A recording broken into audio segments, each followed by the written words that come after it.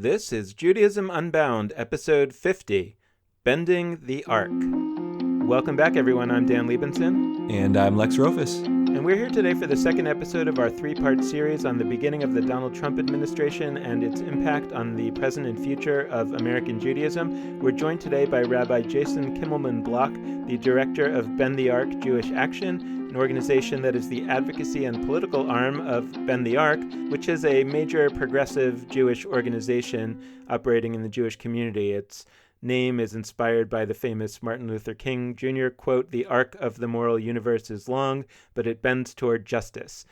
In addition to being the director of Bend the Arc Jewish Action, Jason is the co-editor and co-author of Just, Judaism, Action, and Social Change, and previously served as the director of the Panim Institute for Jewish Leadership and Values. Jason, we're really excited to have you with us today for this conversation, a really important one. Great to be here. As I said last week to Shai Held, I wish it were under different circumstances. Indeed. I'm wondering, as we go on with this series on the Jewish present and future in the age of Donald Trump, whether you could just sort of start by telling us a little bit about your organization, Bend the Arc, and how it's been involved in this story. Bend the Arc is a organization of American Jews that are seeking to recommit and give a venue for American Jews to act according to our values of deep communal purpose, which is a commitment to justice, a commitment to build a society that is inclusive and equitable and supportive of, in ancient terms, Tselem Elohim, the idea that each human being is created in the divine image and therefore is entitled to life and a life of dignity. And we see that as being an important, not just for Jews, but across race and class and gender and faith. So we can understand the position of Bend the Arc just generally in terms of its mission. You know, my understanding of it is it basically is standing for a progressive Judaism, a Judaism that's committed to what we at least understand in America as progressive values and progressive, what usually aligns, let's say, with progressive politics. And I'm wondering if that's a fair characterization. And if it is, I'm wondering how do you sort of position Bend the Arc in terms of what it's saying about the meaning of Judaism? Well, the first thing I would say is that Bend the Arc organizes American Jews from across the religious spectrum, including those Jews who don't consider themselves to have a religious connection at all. So we have Orthodox Jews, Reform Jews, conservative Jews, secular Jews, Bundist Jews, Jews who may have very different ways into how they understand their identity. We draw from not only values that go back thousands of years, but also the historical experience of Jews, not only in Europe, but in the Middle East, and not only many centuries ago, but in the past centuries, as well as our experience in American society as well. So that's one frame that I would just like to put forward first, is we're an organization of American Jews. We are very comfortable with the phrase progressive, and ultimately who we're organizing are progressive Jews, which make up the vast majority of American Jews. But I think it's less about those political labels and more about what are the values that we are fighting for as a community. And for me, the key value is around the value of supporting human dignity, about creating a society where humans can thrive, and building a tolerant society. And that having a tolerant, open, vibrant society, that's part of why my grandparents moved to this country. If we look at thousands of years of Jewish history, we will see that tolerant societies are the societies where Jews not only thrive, but are safe. So yes, it's part of a value that we have. I think it's embedded in the tradition, but it's also connected to our history, and in a certain respect, it's connected to Jewish self-interest a couple weeks ago, I was at a march with Dr. William Barber, who is a leader of the Moral Mondays movement in North Carolina that's been fighting for voting rights for a number of years. He's an extraordinary leader. And he made the comment, which I think is connected to how I think about Ben the Ark, is we're not liberal or conservative. We want to conserve justice and spread it around liberally. Love that. So let's go back to a lot of this analysis in depth. I want to go there, but I also want to start off, as we've been talking about the start of the Donald Trump presidency, by also understanding where Ben the Ark has been vis-a-vis Donald Trump. Because if I'm, again, recalling correctly, your speaking out against him began while he was still running in the Republican primaries.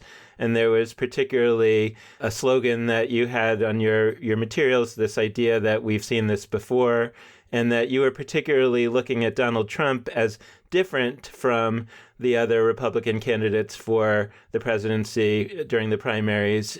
I believe that we were the first Jewish organization to come out strongly against Donald Trump and to focus on him specifically. I believe it was as early as November 2015, so well over a year ago. And the initial flashpoint was when he had made a statement that he would be interested in registering Muslims in this country. And we saw that as an indicator that, and this was at a time when most of the media establishment was treating him as a joke, as a sideshow, something entertaining. And I think the media decided they wanted to get ratings from it, and they put him on TV a lot.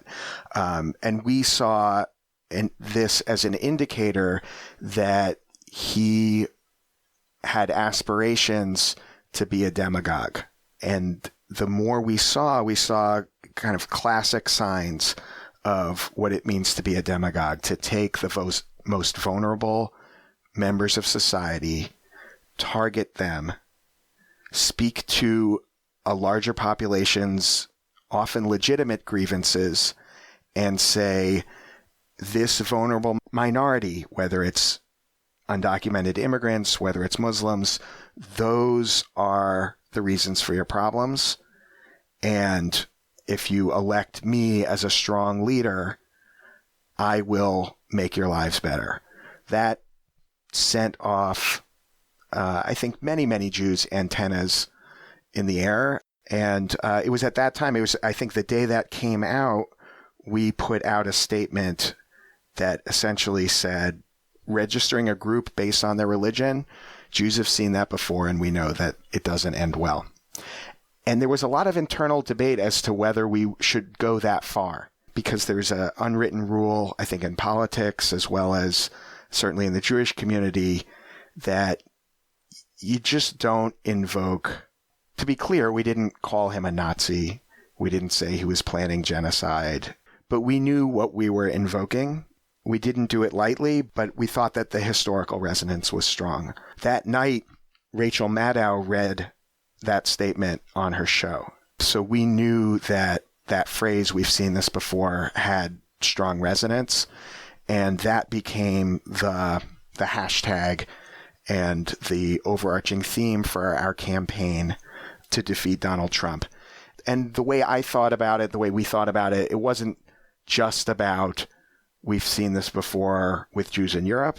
It's that tyrants, strongmen, targeting of vulnerable populations, that is a pattern that we've seen. We've seen it in Europe. We've seen it in South America.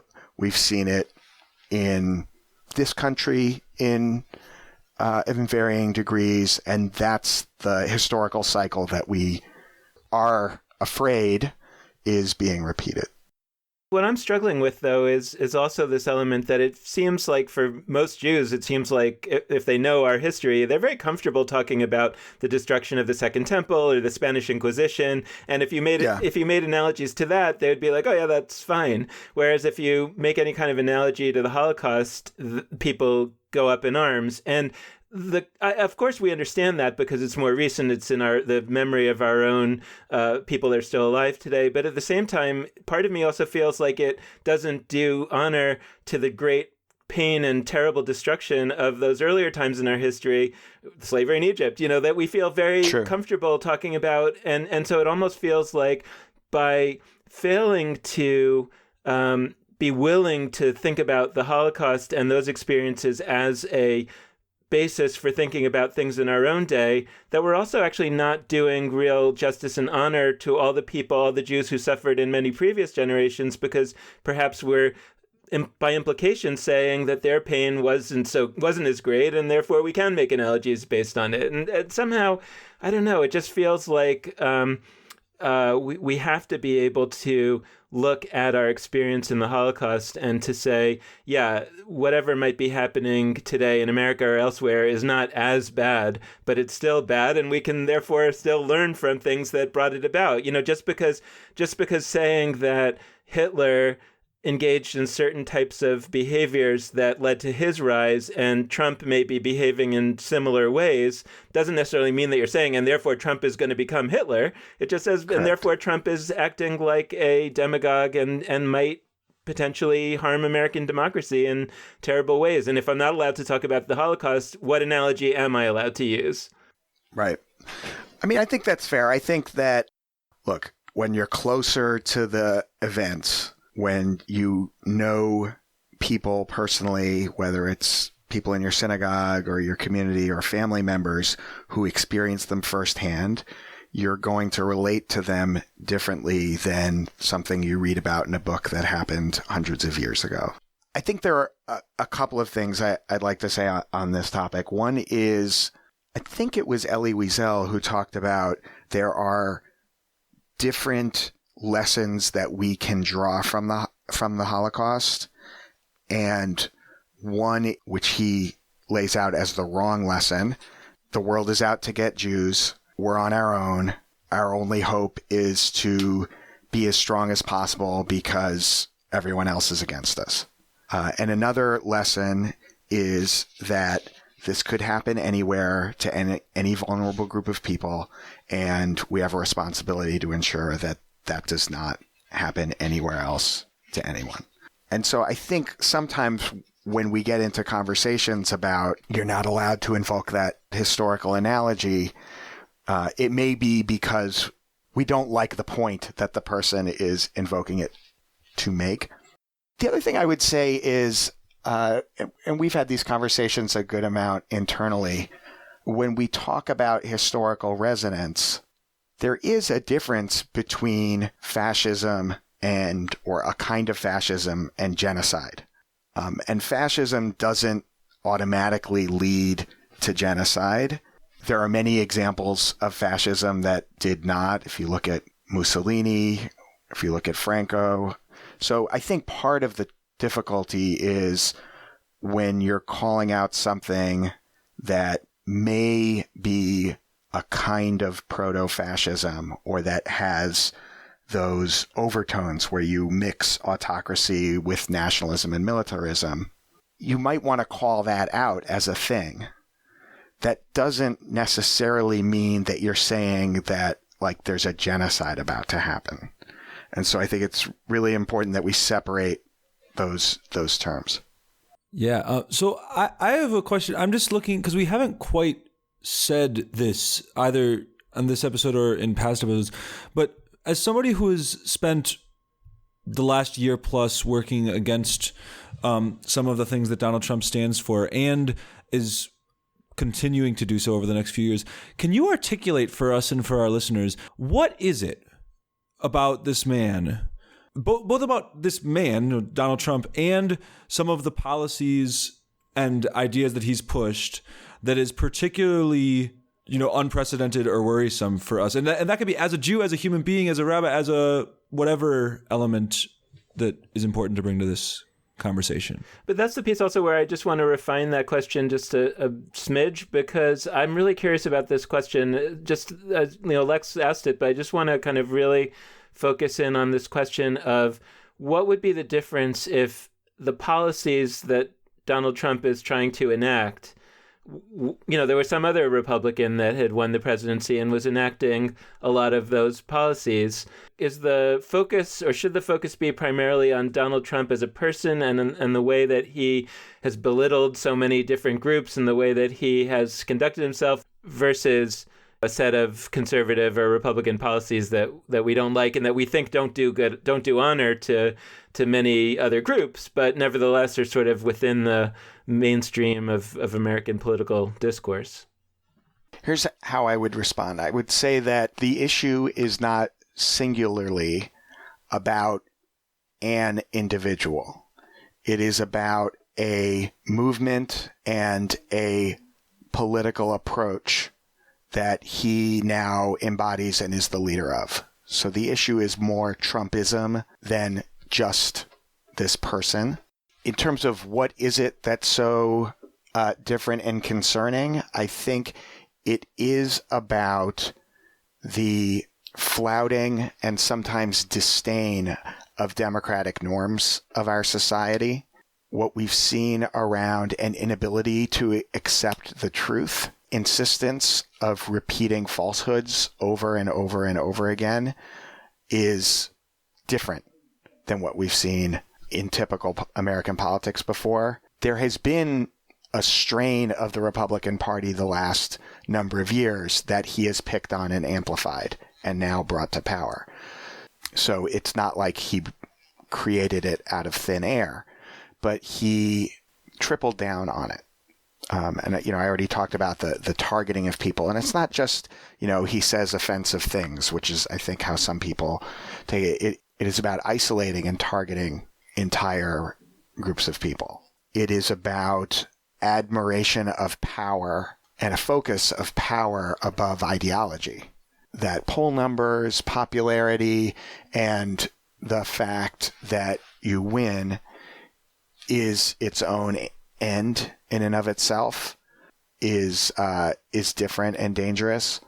I think the proud glee at shouting down and calling for violence against protesters is something that's different. And in terms of distinguishing Donald Trump from Republicans and just sort of general conservative politics at large, at this moment, there is no difference between Donald Trump and Republicans. Donald Trump is the head of the Republican Party. There was a lot made about Marco Rubio's having some pointed questions for Rex Tillerson during his confirmation hearings. The fact is, he's falling in line. The Republican Party is supporting Trump's agenda. So I don't think there is a difference.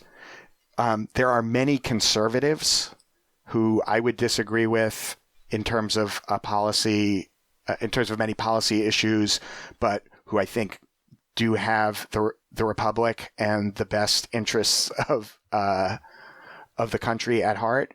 And there are many conservatives that used to find a home in the Republican Party that have since left. And it's possible that they may form their own party, and it's possible they may work to retake the Republican Party. But in the historical moment that we're in and that we will be in for this foreseeable future, there is not a difference or a split between Trump and Republicans. So this raises a question that came up last week in our conversation with Shai Held, and that I've actually heard a little bit of more feedback and inquiry from some of our listeners about, which is this question of, well, first, I mean, it's clearest if we're talking about people that are Trumpists, but you've even sort of, I think, amplified the question by saying that at least in this moment, the Republican Party is the party of Trump. And so that raises this question of how should we be thinking about the Jewish community as a whole, or our Jewish communities, such as perhaps the synagogue, and the question of how much should our communities or our community kind of put a stake in the ground and say, we stand for this set of values, and if you don't stand for those values, and that supporting Donald Trump is itself a sign that you don't, that you're welcome to be part of our community in the sense that we're not going to throw you out, but we are in no way open to having our community shaped by your voice. When I think about what it means to be part of a Jewish community, I'm often thinking locally about the people who I'm in regular contact with on maybe a daily, maybe a weekly, maybe a monthly basis that I have live interactions with. And I think there are various formations of common values and purpose that bring together different kinds of communities. So if that community is a synagogue, or if that community is a independent minyan, or if that community is a local Jewish organizing group, the community itself needs to decide what they're coming together for and what its purpose is and how they're going to operate. So I wouldn't come here and say, I wouldn't want to say like every Jewish institution needs to gate check. I would say that the kind of Jewish community that I would like to be a part of, and I think that many, many Jews want to be part of, is one that is relevant, is engaging, and has a clear moral purpose about how we should live our lives in a complex world and in difficult times. What I'm struggling with is at the moment where my community cannot speak up against this, I have no more desire to be part of that community, right? It has absolutely nothing to say to me. You know, at the moment that Judaism cannot say that there are some red lines and Trump's behavior has crossed so many of them that there's absolutely no way that we can anything other than absolutely condemn that from a Jewish point of view, whether the reason is Jewish text or the image of God or the experience of the Holocaust or whatever source text you want to use. At the moment that we cannot condemn that as a community, I know that I personally want to have nothing to do with it anymore. And I'm sure that all the more so that's true for many of our listeners, you know, who aren't so sure they want to have anything to do with the Jewish community anyway, you know, for other reasons. So I think this is, you know, among the hardest issues to fully wrap our mind around, and yet we have to, because I think that whatever ideological positions we want to state here, I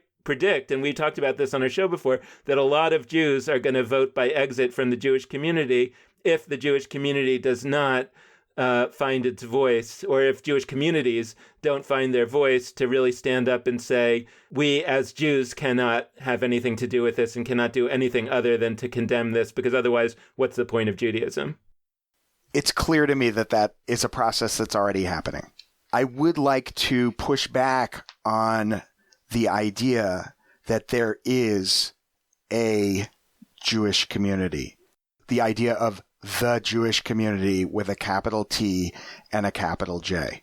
The Jewish community is what we create, and we're creating it anew over and over again. The Jewish community is not synonymous with Jewish institutions and organizations. There are Jewish organizations that claim to be the Jewish community or speak for the Jewish community or represent the Jewish community, and I actually reject that just because an organization has been around for 80 or 100 years, that they necessarily speak for me. I think the test will be, what are the institutions that people are resonating with? What are the institutions that people do speak for, and will enough people vote with their feet to create those communities, create those institutions, and support that? I will not say that the Republican Jewish Coalition shouldn't exist or isn't Jewish, but I think that their behavior in the election was abhorrent. And so I would never want to be a part of an institution that was not willing to stand up against a would-be tyrant, who, by the way, still is not condemning the anti-Semitism even that's being committed by his supporters in his name. I think there is a severe moral failing that's happening at various levels. I think there is also a strain, to be fair, of there is an approach to this administration that says we need to engage with it to not just fight it, but to engage with it, and hopefully will be able to influence it in some ways. That's a classic approach to politics when you're in the opposition that I understand. It is one that I think this is the wrong moment for. My concern right now is I think that there are far too many Jewish national organizations that are adopting that approach. We need a few, but we don't need the majority. I think we need the majority of Jewish national organizations fighting. That's a perfect segue. So I was curious about that. So in terms of this fight, so we've got a lot of people out there, largely in streets. I mean, we just saw an incredible, massive show of demonstrations, but we've got a lot of people who want to be doing something right now. Yep. And you are at the forefront of an organization that is very much committed to acting and fighting against what this new administration is conceivably going to stand for. And I'm curious to hear you weigh in on some of these conversations. So there's so much dialogue happening, which is good, about, to go to what you were just talking about. Is this a moment for sort of change from within kinds of structures? Is this a moment for change very much not from within? Is this a get out there and focus on gathering a community organizer? Is it a time to focus on pivoting particular Congress people? I'd love to hear sort of strategic questions from you about, like, what are the different options that people are pursuing, and what would you sort of advocate between them in this moment? I'll give you the big picture of where, of what Bend the Ark's take is on the historical moment we're in and the strategies that we think are the best ones to respond right now. We do see the election of Donald Trump and the radical Republican Congress right now. It's fanning bigotry and hatred. It's making our society far less tolerant. And we see the disregarding of democratic institutions. We see this as an unprecedented existential threat to our vision for an inclusive, equitable, and just country. We think that there is a unique Jewish moral voice that we can add into this fight, that we have a tradition that calls upon us to be bold and courageous in the face of this threat. And we think that mobilizing thousands of American Jews to be part of a movement to push back against what's happening can make a real difference. And there are essentially three things we need to do. One is to fight the agenda on the national scale, to expose it, to push back, to discredit the narrative. The second thing we need to do is, in areas where progressives and our allies have power, is to demonstrate that we're a credible opposition, that we can make people's lives better. So on the local and statewide level where we have power, it's about taking on campaigns that provide true benefits to people, that, like Jews United for Justice in Washington, D.C.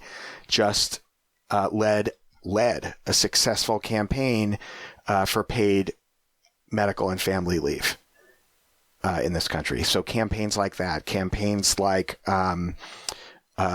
ending mass incarceration, which often happens at the state level. And the third thing we need to do is actually get involved in the political process and win back power in 2018 and 2020. And that's something that we haven't touched on yet, is the politics. And the fact is, we can do teaching, we can do mobilization, but when all is said and done, the people who hold power are the people who get elected. So we have to get involved in election campaigns. One thing I'll say is, as over-organized as the Jewish community is, the Jewish community has a reputation of having, a million different organizations. Nearly all of them are exclusively 501c3 organizations, which are charitable organizations. One of the questions you asked me before the call was, what's the difference between Bend the Ark, a Jewish Partnership for Justice, and Bend the Ark Jewish Action?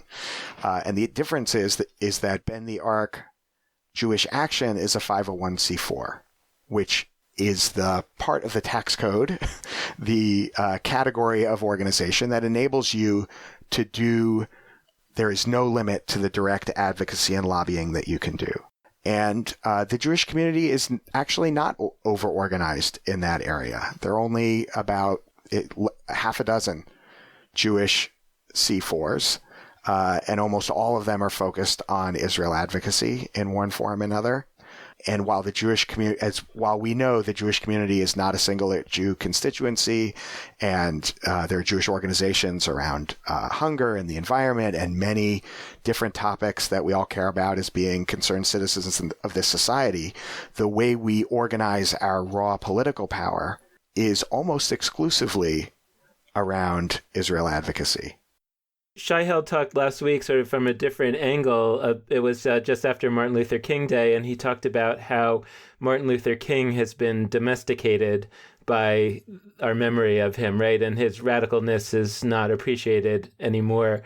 And just listening to you now, I'm also thinking about whether it's fair to say that Judaism in America has been domesticated by, for example, I mean, even things as sort of prosaic as which part of the tax code Judaism is organized under, or right, or we've talked in the past about Judaism in America being considered a religion, where Judaism throughout its history wouldn't necessarily have classified itself that way.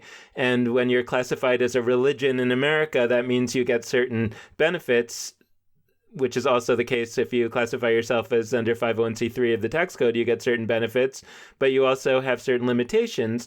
Now, in a normal situation, that may be just fine. But what was so interesting to me to pick up another term that you used, the term existential threat, right, which we're also very commonly hearing that term used about Israel. And to imagine that now, which I think that the vast majority of American Jews would agree with you. They may not have come up with the terminology, but having put it out there, is there an existential threat to our democracy out there that's at least as concerning as the various existential threats to Israel that we've been talking about for a long time? That shouldn't we therefore have to operate to stop that existential threat? And if the way in which we're organized in terms of being a religion in America or being a 501c3 based community don't allow that, then the question is, what should we be sort of thinking about in terms of how the community should be reorganized? Because I think in our minds it probably was, we might need a new set of 501c3s, but didn't really sort of imagine that it was going to be more radical than that.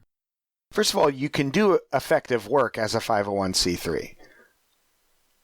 So I don't want to give the impression that you can't do incredible, great work within a 501c3. So could you clarify like what you can do and what you can't do? Sure.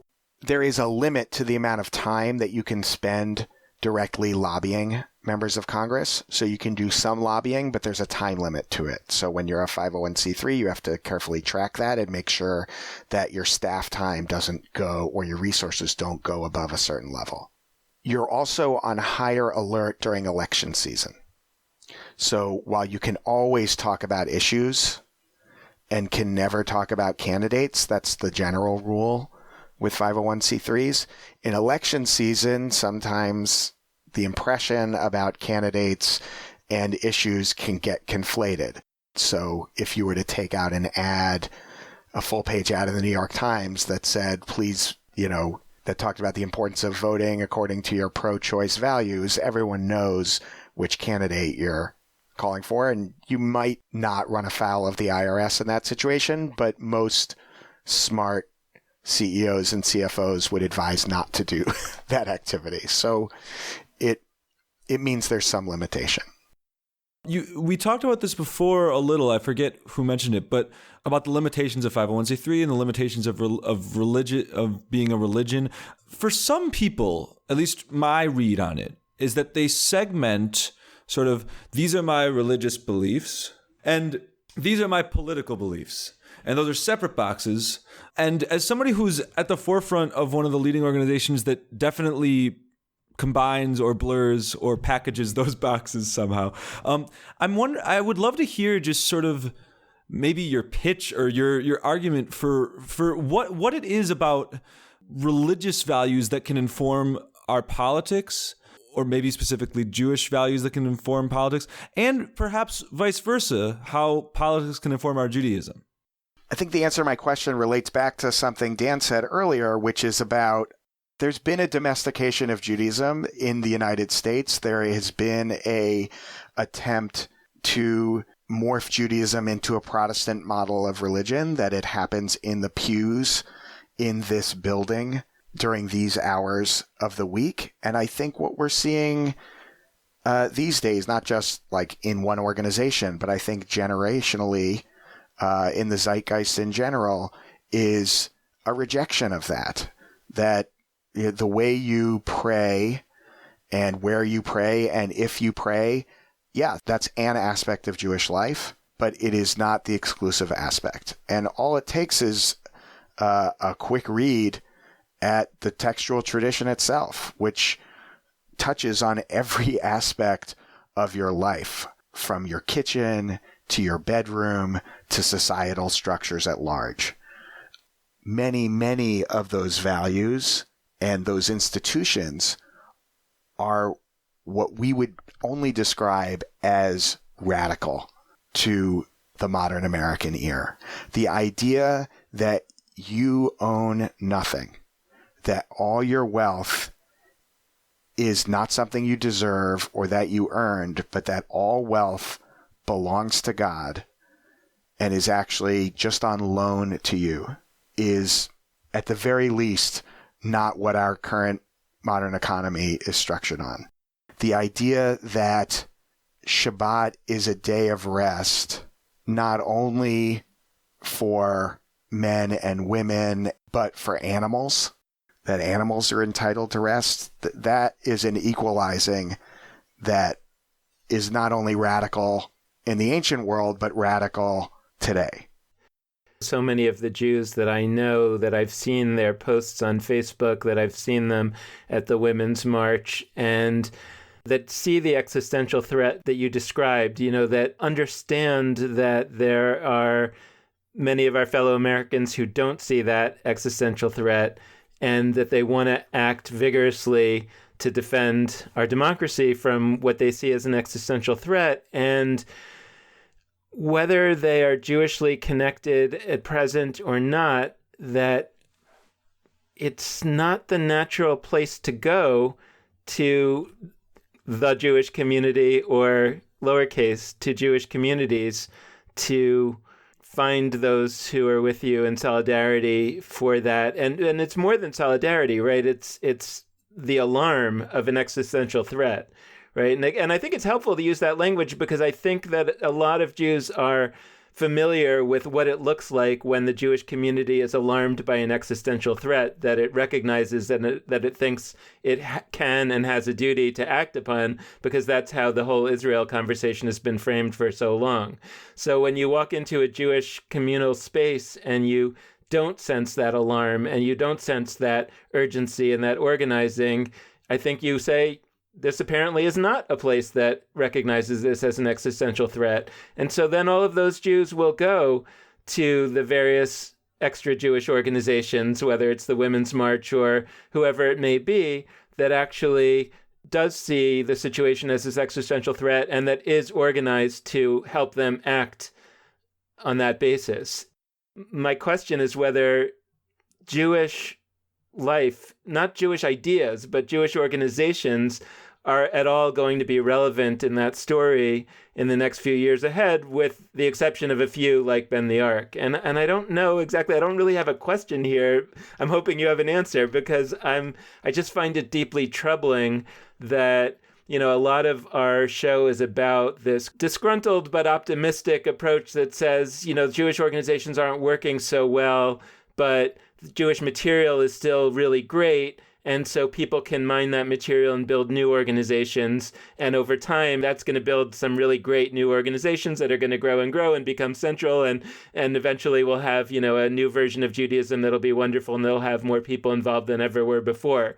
But that sort of long-term optimism is not necessarily something that has much to say about a situation that's the next 4 years or the next 8 years, where we might require quick action, or else we're going to be in a very terrible situation as far as the United States goes. And Judaism has obviously been very comfortable in the United States. And the question is kind of what to do in the short term from a Jewish point of view that doesn't end up with a situation where so many people in the next 4 years essentially walk away from Judaism because they find that it's really just not active. So the first thing I want to say, I just want to be clear that the existential threat is to an inclusive, equitable, and just country. Yeah. So I just want to be clear that's what the existential threat is to, is as a tolerant society. I wouldn't want people to mishear what I mean by that term. I see a lot of Jewish vibrancy.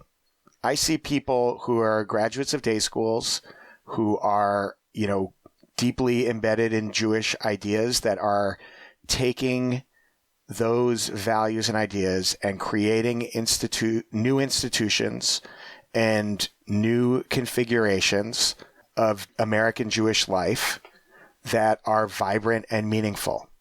I see many of the older classic Jewish institutions that embrace those new modes, and I see many classic institutions that are severely threatened by those modes and are having trouble keeping up. There is an advantage and a disadvantage to what I think it's Wade Clark Roof had this book called Spiritual Marketplace, and I mean that term kind of wide. The ones that are relevant, that speak to people's need for life purpose, communal purpose, those will attract people. And if it's meaningful to their lives and where they want to put their life energy, people will join it. And I see a strong desire among even what the Pew Study would call the most marginal Jews and the nuns, and that think positively about their Jewish heritage and background, but have not seen a live Judaism that speaks deeply to those values. So our most kind of classic organizations, or the models that, our parents may be most familiar with and comfortable with, or maybe us as, am I right, Dan, over 40 somethings? Sad to say. Might have some comfort in, are those kind of looking and feeling stale to most American Jews? You bet. So I guess the advantage is that we actually do have the ability to connect with each other, to form different kinds of Jewish communities, and it's happening. So I'm not pessimistic. I think that if what we want to preserve is a classic network of organizations, the kind of American Jewish community that was built in the 20th century, I think that probably some of those institutions will figure out how to remain relevant, and some just won't. That message is really a nice place to draw toward our conclusion, because I think that's really one of our goals for this podcast, is to put the message out that it's normal. And I think that a lot of people look at those organizations and say, yeah, that's the Jewish community, and I don't agree with it, and it doesn't have anything to say to me, and so I guess I'm not that Jewish. And, how can we really encourage the point of view that you said today, and that I've heard you say before, which is that, no, Judaism has these values and this material, and those organizations may not be taking that material seriously enough and using it the way it needs to be used. And if you understand that there's a different way, that is a Jewish way, and you should build something with it, or join those who are building with it, and not assume that the Jewish community is the biggest guy with the biggest building on the block. Right. And, not to pick on Abe Foxman, but, I just keep reading quotes from him in the paper, and I thought he retired already. And so, why does Abe Foxman get to continue to speak for the Jewish community? I am much more interested in what Sharon Brous has to say about the issues of the day, what Yavila McCoy has to say about the issues of the day, what Stosh Kotler has to say about the issues of the day, than I am about what Abe Foxman has. Thank you for your leadership. You had a great run, but, we have incredible leaders that are coming up, and that are often women, that aren't all of European descent. And there is this great community out there. It's just needs more attention. So thank you so much for all this. And I really think we have a ton to chew on in our next episode, where Dan and I get to blabber on about our thoughts about the moment. But do you have any final thoughts you want to leave us and our listeners with about the moment that we are facing right now? I guess the final thought I would say is the long term. I think for us to have a vibrant community of Jews that are fighting to make this society better, we need people who are grounded in the Jewish commitment to justice, that also have the leadership skills of leading grassroots movements in partnership, that are able to partner across lines of difference, that are able to speak passionately about the vision that they have for their communities and the country and the world. And so I think even as we're in this moment of urgency, where there is, it is a crisis, where there will be things that we have to respond to tomorrow and next week, that we also put a lot of attention into what does it take to grow effective and resilient leaders. Well, thank you so much for coming on. Thank you. It was a great conversation. We want to close out the episode like we always do by encouraging you, the listeners, to be in touch with us. And there are a few ways for you to do that. First, you can head to our Facebook page, Judaism Unbound, like our page and follow what's going on there. You can head to our website, JudaismUnbound.com, that has show notes for this episode and for all of our other episodes, along with a variety of cool resources for you to check out. And last but not least, we always encourage folks to be in touch with us via email. You can do that at dan@nextjewishfuture.org or lex@nextjewishfuture.org. And the last thing we like to suggest is that folks can always support us with a monetary donation of whatever amount you are able. And you can do that at judaismunbound.com/donate. So thanks so much for listening. And with that, this has been Judaism Unbound.